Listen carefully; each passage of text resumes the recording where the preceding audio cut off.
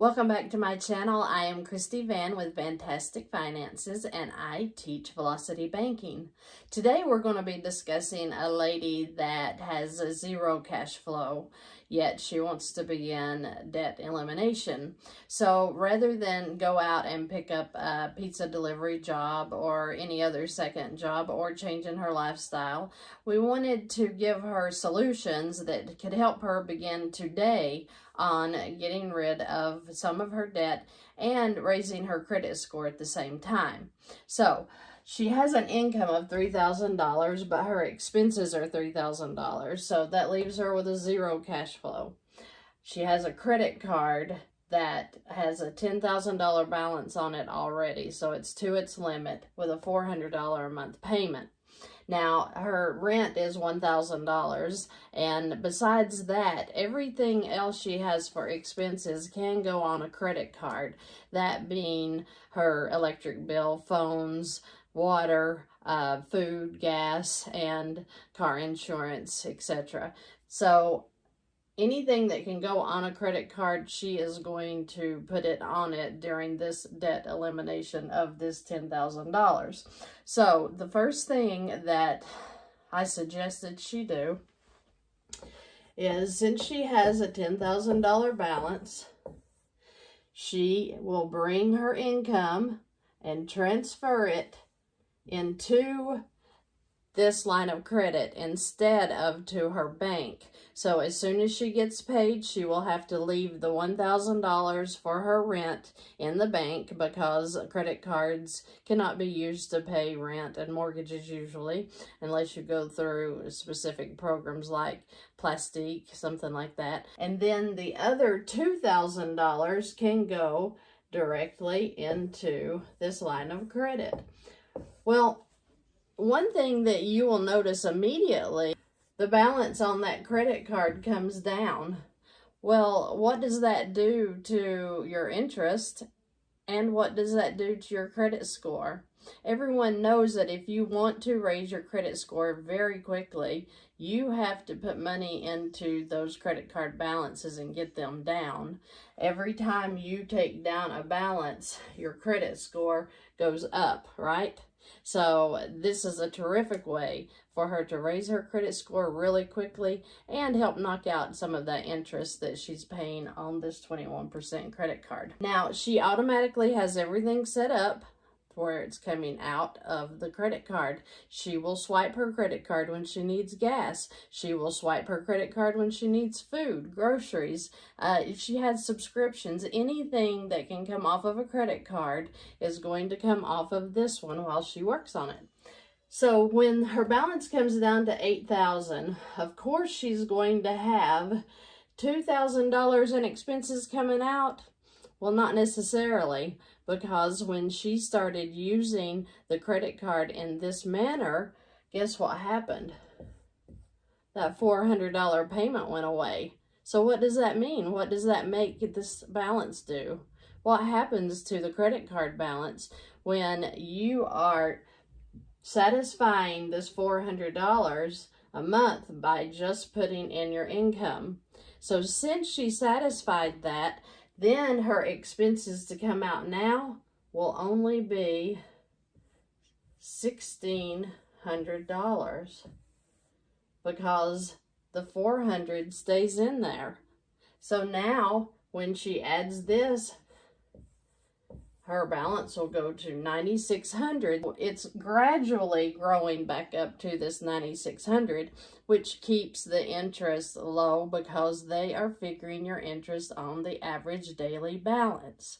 So when she does this, and this is month one, right? And this is month one expenses. Then she's going to come in month two, and she is going to do it again. So we'll put in the $2,000, and what happened? Immediately her balance is down to $7,600.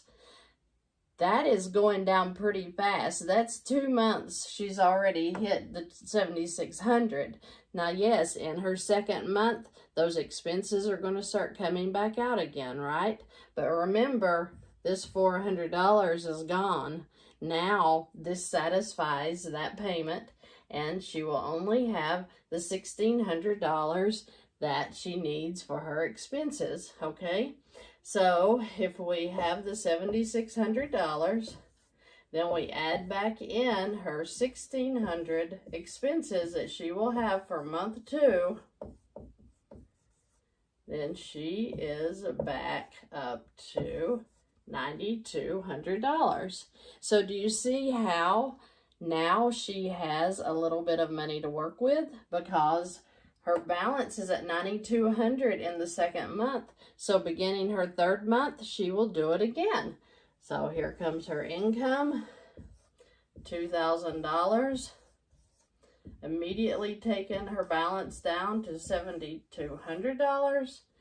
And there's her low balance again. So on one day, she could have the average daily balance at $7,200. That's going to look great on her credit report, better than the $10,000 that she's had it standing at for about 2 years now, and she's paying all of this interest, right? So we'll do it again. Her expenses will go back in again.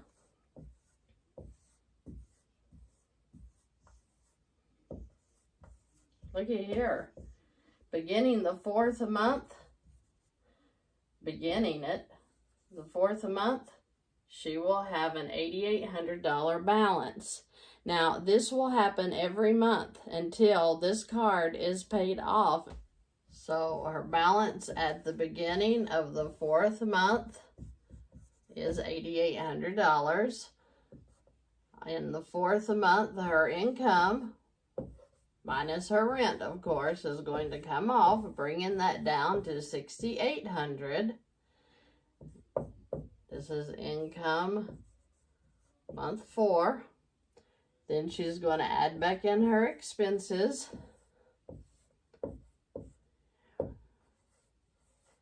Then she'll be back up to $8,400. Now, this begins month 5. So this is going to happen again. We're going to do the 2,000. It's going to bring her to $6,400. Add back in her expenses of $1,600. So she's at $7,000, right?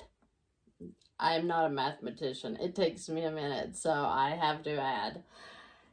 Anyhow, so when she's at the $7,000 balance, this gives her $3,000 that she now has sitting in her credit card in the event she has a flat tire.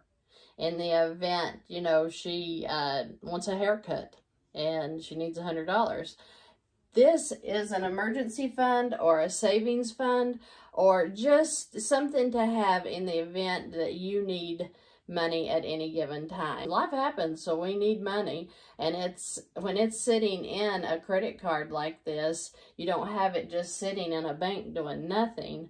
But as she continues to put her income in, and this continues to bring this down $400 at a time, because this now is her cash flow.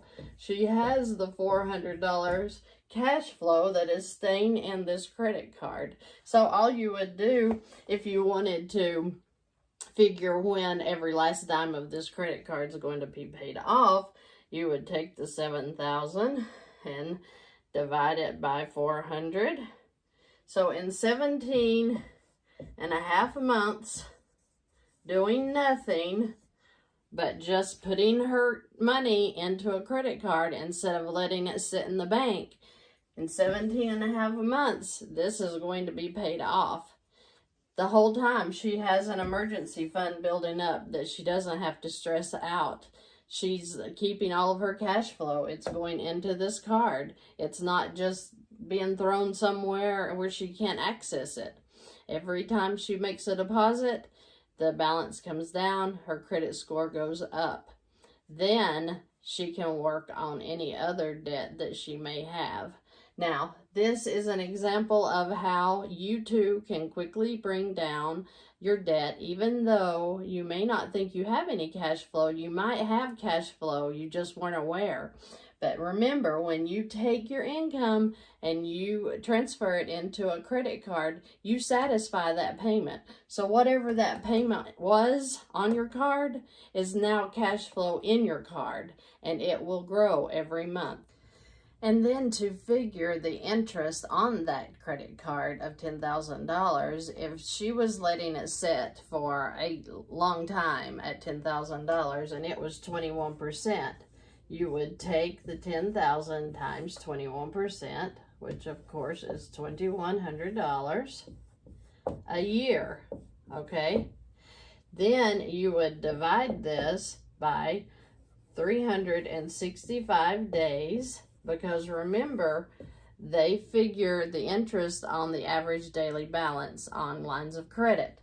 So 365 days, that would be $5.75 a day that the interest would be charged on $10,000 that sits. But when we do velocity banking, where we are taking all of our income and throwing it in, and we're knocking the 10,000 down to 8,000, I wanted to throw in there that yes, you are going to have interest. It is going to be based upon the average daily balance. So the lower you keep the balance, the less your interest charges will be. If you left it at the 10,000 and it was $5.75 a day, that could get expensive. But if she keeps bringing it down to where, you know, it's 8,000 times 21%, it's $1,680 a year, then you would divide that by 365. That would be $4.60 a day. So the lower you get that balance, the less interest charges that you will pay. If you have any questions, please feel free to ask. You are always so kind, and I thank you for watching. Have a great night.